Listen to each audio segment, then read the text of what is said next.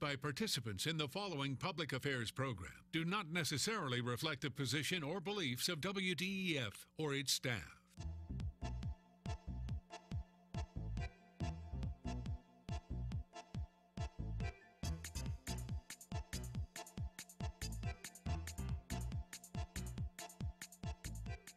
This is Point of View, celebrating a world record-breaking 62 years of quality public affairs programs from the studios of WDEF News 12, Chattanooga.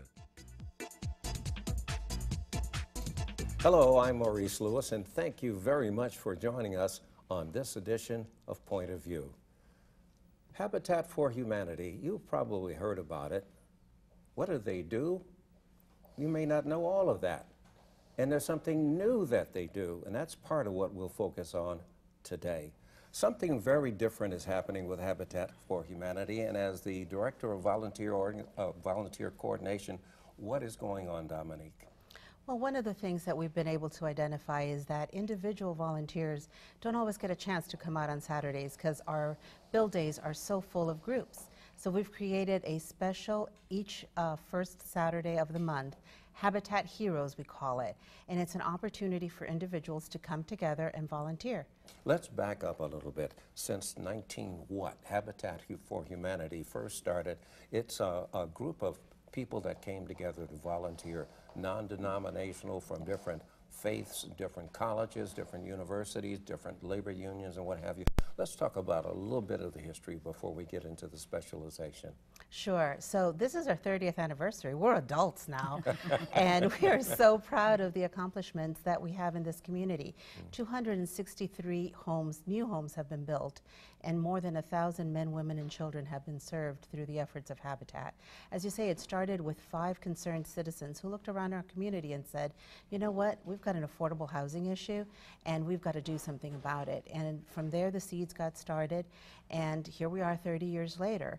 We've also added an additional component because we understand that our mission to end poverty housing in Hamilton County will not be accomplished just with new homes. So we've got something called neighborhood revitalization going on. We're going to get into that in just a little bit. Actually, President Carter was one of the people, and Rosalind Carter, they were one of the people that really gave a lot of visibility to Habitat for Humanity. But it's the people who volunteer, our neighbors. And Rowena, you are a long-term volunteer for Habitat for Humanity. It's people like you that really give this thing the gas and the spark plug that make it go. Which gives me gas and spark plug to go as well. So I am a committed Habitat volunteer. Been doing it about 3 years. We started originally with the Rotary Club of Chattanooga building a house for our Centennial Project. And with that, I went and worked every weekend on it just out of love, and I got the bug big time. So what do? Do you have a specialty? Like, are you a skilled carpenter or The plumber? only thing, and the nicest thing too, is the staff at Habitat will allow you to use tools you've not used. They'll supervise you to make certain you're safe. The only thing I've not used is the circular saw. That makes me a little nervous, but I've climbed ladders. You still have 10 fingers. I still have and I want to keep 10 fingers, but it's been a very rewarding experience and a learning experience. Well, that's what I like about it. You don't have to have a particular skill because there's always something that can be done in a project. Absolutely, and you know, we encourage people, if you've never used a nail gun, come out and we will teach you how to do it safely with the proper safety equipment and all of those things, but there is nothing as empowering as going and seeing that nail go into that board. It's really a neat experience. Actually, it's a win-win situation for people to pick up a little bit of skill that they may not have had watching others and participating. What about the self-satisfaction that you get from doing this? The self-satisfaction comes a lot from fellowship. Not only with the people you might be joining with to work on a house, there will be a member of a partner family, that is someone who's in the Habitat process to become a homeowner, who will be working side by side with you on the home. And to get to know their stories and how happy and what a wonderful life that they might not be working at jobs we choose to, but they are in the United States, they're here, they can have home ownership and independence. When It's you been talk wonderful. about, that's the other, deserving families. These are inner city families for the most part. Race, color doesn't, you're not choosing that. How are the recipients selected? Well, it's really pretty simple. There's three things that they need to do. They have to have need. And basically, if you are renting, if you are low income and you're renting in Chattanooga, you are cost burdened because you're paying more than 30% of your income towards housing, and that's going to make it difficult for you to be able to make ends meet. They also need to have income because, as you know, our homeowners are not given a home. They buy their homes from us. Well, that's an important, because a lot of people would say, okay, here we go, another welfare program for people. You're going to give it to people who cannot afford to keep it up. Yeah, this is an empowerment program. This is not a welfare program. So our homeowners purchase their homes with an affordable zero-interest mortgage. That's right, 0% interest. So that makes it real. Just to give you a really easy number that you can focus on, our average homeowners right now moving into a brand new 3-2 home, their principal, taxes, and insurance, it's averaging $450 a month. So the average price of the home would be about what? It's about $100,000 or a little bit more, but the way the mortgage is structured, and there's a second mortgage that's forgivable as they pay the first, and all of those kinds of details come into play to make it truly affordable for our homeowners. Are people required to keep the property for a particular amount of time before they can sell it?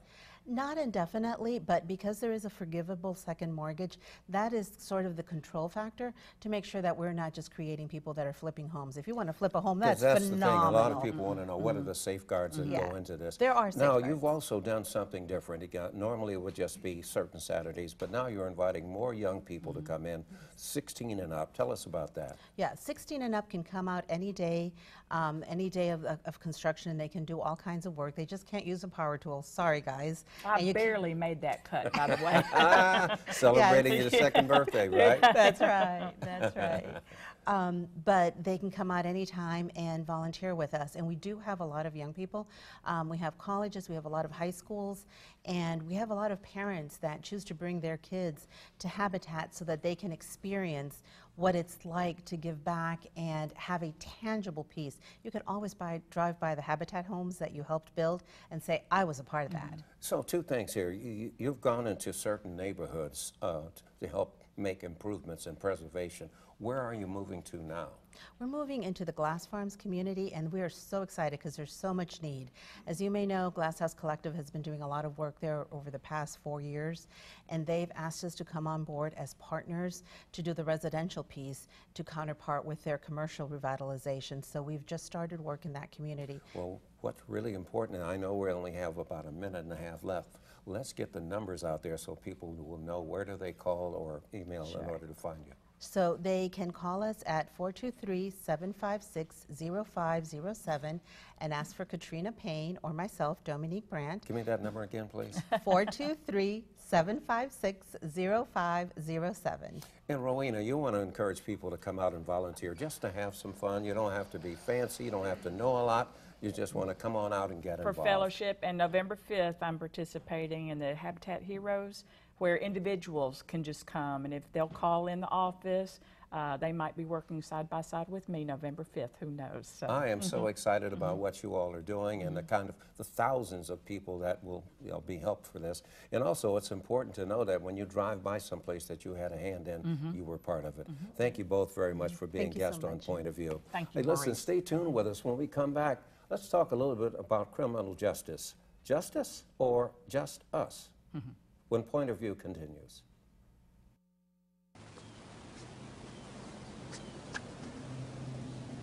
Here is my handle and here is my spout. When I get all steamed up, then I shout. Tip me over and pour me out. Oh. The smallest moments can have the biggest impact on a child's life. Cheers. Take time to be a dad today. Join us for Point of View, weekends on News 12 Now. Eric Avanier covering the stories that affect your city. New law will impact thousands. Stories that affect your neighborhood. Protesters gathered last night. Stories that impact you. The gunshot victims just arrived at the hospital. Eric Avanier and News 12 Now. Anytime, anywhere. Justice or just us? Right now, we have a special privilege of having 3 of our most prominent high school students who are seniors at the Chattanooga School of Arts and Sciences here to discuss their personal viewpoints from a youth perspective about how they feel about the current criminal justice system, most particularly what we've been seeing as the atrocities of criminal abuse or police abuse or the perceived use of police authority. Let's introduce our 3 guests. I'm Zachariah Javed. I'm a senior at Chattanooga School for the Arts and Sciences. I'm Alicia Harden. I'm a senior at the Chattanooga School for the Arts and Sciences. And I'm Elizabeth Landrum, and I'm also a senior at Chattanooga School for the Arts and Sciences. Now, the future is yours. You guys know that. One of the things I want to ask you is, when it comes to police brutality or the perceived use of police abuse, especially towards minorities or people of color, what are your personal views about why this topic is so important to you? Zach, let's start with you. All right, well, I don't so much relate to it as much it relates to I'm a Muslim. Right. And the discrimination I experience is very similar to the ones that the police give to the, I'm so sorry. No, they think that they hear the word Muslim and they automatically start thinking all these negative atrocities. They assume that you are from a certain background, that everyone that does these horrible things might be something other than just an individual, and it's not fair at all. So thank you for being here. Alicia, what are your thoughts as an African American about every time you pull out your phone, you turn on YouTube, you look up Facebook, every time you see one of a person of your complexion being beaten or attacked, how does it make you feel about our criminal system? It is a big concern for me because as an African American female growing up, and that is all I've been seeing recently, it's a concern for me because what is it doing to our youth? And what will it do to my children or to my family, and how it will affect them later on in life? Good point. Elizabeth, as a Caucasian, when we look at the statistics from our very own Chattanooga Hamilton County report, we have some information here from our FBI statistics that show that in 2015, 115 of the police shootings were of African Americans, and we have 9 that were Caucasian. So when you see the students at Chattanooga Arts and Sciences, Black Lives Matter, and you're a Caucasian, what does that mean to you?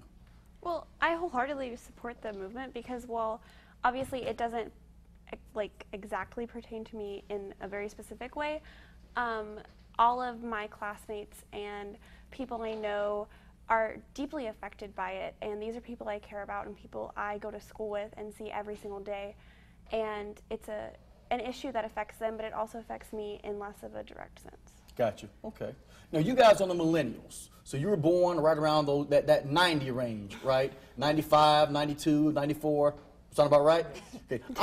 I'm a Gen Xer, all right? So I was born in the 70s, grew up in the 80s. We're on social media, but in a different way. When you guys are using social media, how much do you think that Instagram or Snapchat or Twitter or Facebook, how much is it helping or hurting the perceived violence that people of color are dealing with in the criminal justice system?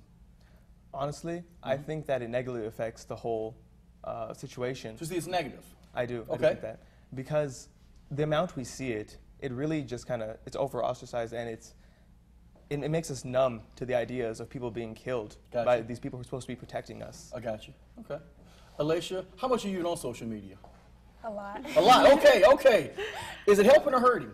I think it helps in a sense that it helps us get supporters and it helps us get the word out about what's happening, and it helps us be able to see what is going on. Okay. It gives us a new perspective because in the past we didn't have video recordings. You know, we just had a police words against a civilian's word. And that was causing a lot of, you always trust the police officer. So now we're able to see both sides of the story and actually what happened. Gotcha. Okay. Elizabeth? I think social media really amplifies the problem, which I think in one sense is good because more people can access it and more people can be aware that it actually is a problem. However, it makes a lot of people afraid. And I think a lot of people see that and then they themselves get very, very concerned for their own livelihood. And that's not necessarily I don't want to say it's not a bad thing because of course it is, but it also helps people be more aware. Understandable. When we hear of these horrible atrocities such as Trayvon Martin or we look at Garner and we see the T-shirts worn by our athletes of I Can't Breathe. What are the solutions that your generation is going to have to solve for us? Because we're getting old, and we're not on Facebook, and we don't know how to use the Instant Tweet or the Facebook, all the things you guys are using. So what's going to happen when you all are asked, what's the solution for others seeing not every person of color is a criminal, but there are some officers who abuse authority? Where do you draw the line of finding a solution between citizens being killed with their hands up versus police just trying to do their job? I wasn't expecting that one, were you? What's the solution? I think we have to start with how we raise our children, with telling them that, you know, just because this person looks differently, this stereotype does not necessarily define who they are. Gotcha. And we have to stop developing this fear and these stories inside of their heads. Because I think a lot of police officers, when they shoot these people, I don't think they intentionally go and say, I'm going to kill this person. Right. I think they build up this story in their heads, and they just react to the story that they've made up. But I think we have to hold them responsible, and I think that the good cops need to come out and start telling the bad cops, don't abuse your power. Gotcha. Should we have to tell people, don't abuse your power? Should we have to tell people that? I think, unfortunately, that is our reality, and yes, we do have to tell people not to abuse their power. It shouldn't be that way, but I think it's come to that point. I think one of the biggest, or the best solution to this problem is accountability, but I wholeheartedly agree with what Alicia said about starting with our children and how we raise our children, but it's also very important to hold people accountable because people get away with these things, unfortunately. Understandable. And it's not just about teaching the children, it's about how we present each and every case. We see so many of these on the news, and it just numbs us to it, and we have to make sure that the media doesn't just prioritize these certain scenarios that make everyone afraid. Because now if you're not African American, which is the majority of these cases, for me, for example, I don't know whether to be more scared of the police or these people who are being shown as terrible. Absolutely. And you don't know where to draw the line because there may be your world and there is the media world. We have about 1 minute remaining, and we have such an honor to have such a diverse panel of millennials, of young people. What are your closing thoughts we want to share with our Chattanooga community about the importance of how our criminal justice system impacts not only our gender, our race, or our culture, but our lives overall? What are your closing thoughts? I think that we should all just try to love each other, and we shouldn't be afraid of each other. We should try to understand each other. And each of these situations and each new conflict we experience, we should come together and try to get over it together. Thank you, Zach. Alicia? I think we should start by making sure that we're not judging people by the color of their skin or by where they're raised or anything. We need to start by making education more important and holding people accountable. Thank you, Alicia. Elizabeth? I agree with that. I think it is extraordinarily important that we educate not only our children, but also the adults in this world, because many people either don't think it's a problem, don't realize it's a problem, or aren't educated enough to actually know it's a problem. Thank you both for your time and your attention. Whether it is justice or just us, you be the judge on your own point of view. This is the story of a boy who was very sensitive to lights and sounds. So he built secret hiding places where nothing could get in. The boy didn't like looking people in the eye. It made him feel uncomfortable. One day, he found out he had something called autism. His family got him help, and slowly, he learned how to live with it better. Early intervention can make a lifetime of difference. Learn the signs at autismspeaks.org. Join us for Point of View weekends on News 12 Now. The accuracy of Storm Team 12 now on the go whenever you want it. Search WDEF Weather in your app store to get the new Storm Team 12 Weather app for free today. Get Storm Team 12 Weather on the go. Here's to the things that can keep us safe. And now, those that we carry with us everywhere will bring us wireless emergency alerts. With the unique sound and vibration, you'll be in the know, wherever you are. I've got a job to do today. I've got a job to do today.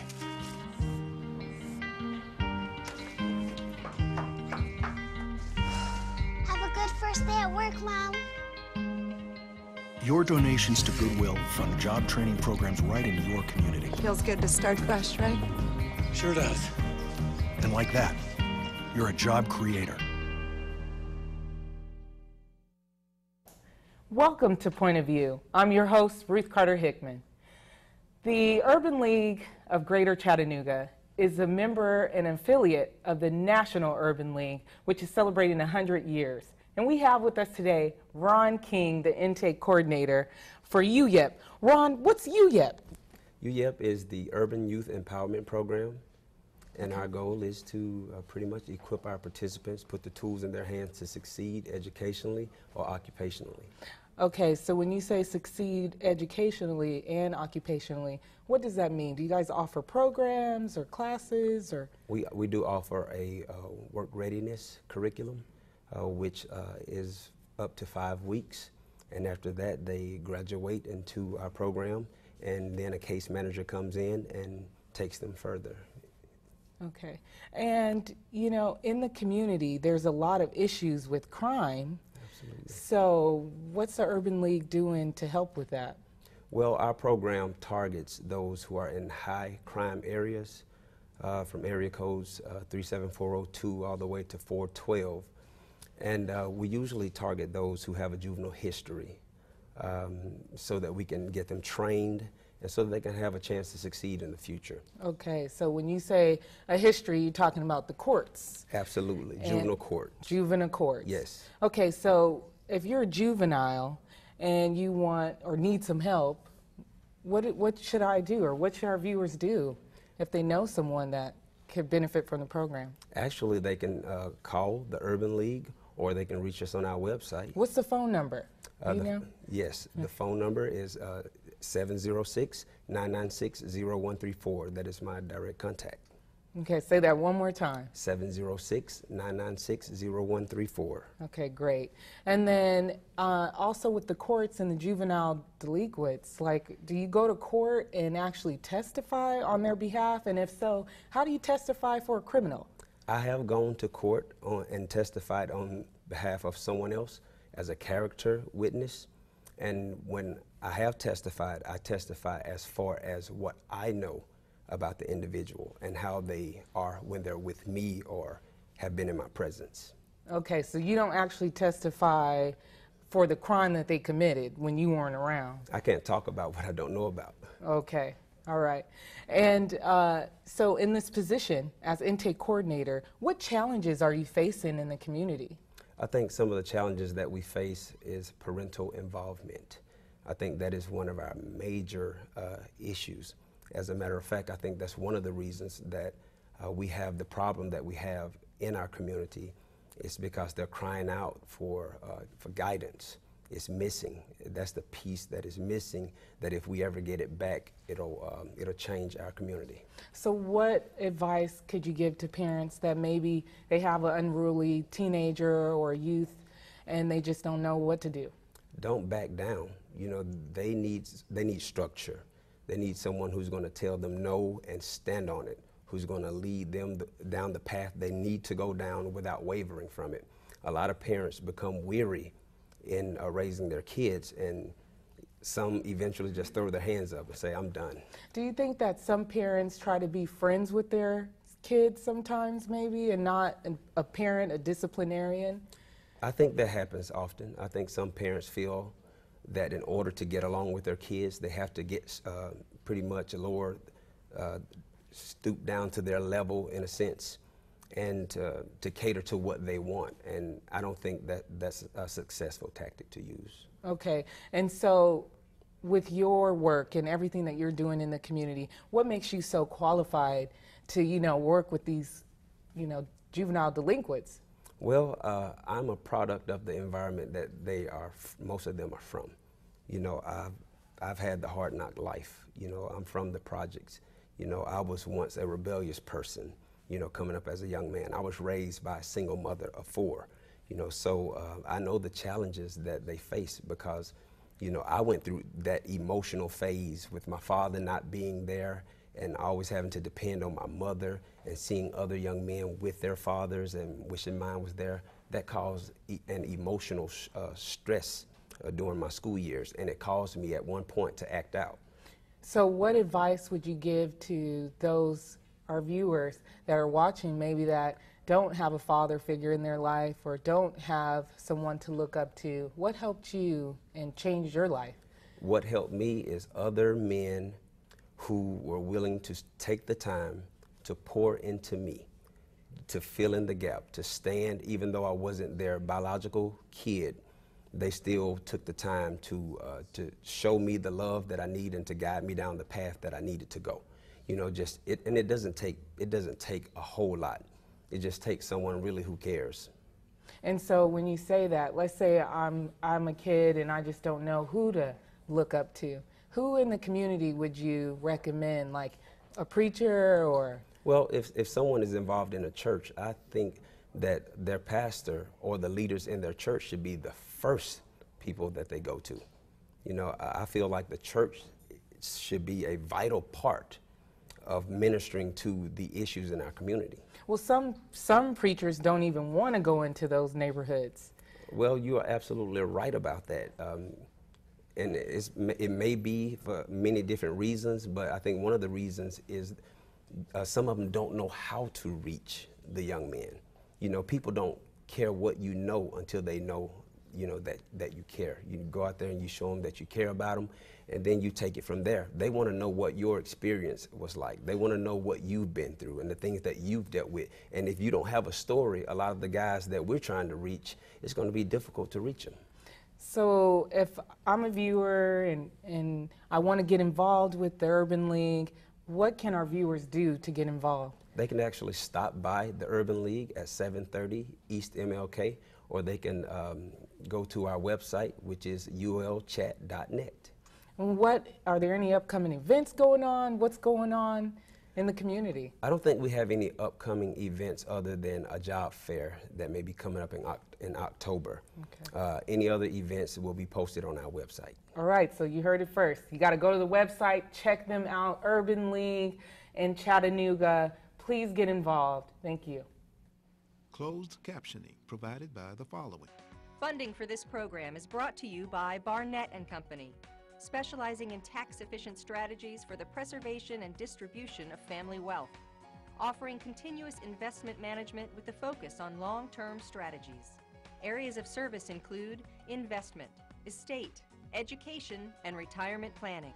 Barnett & Company, the power of compound returns over time. More information can be found on the web at barnettandcompany.com.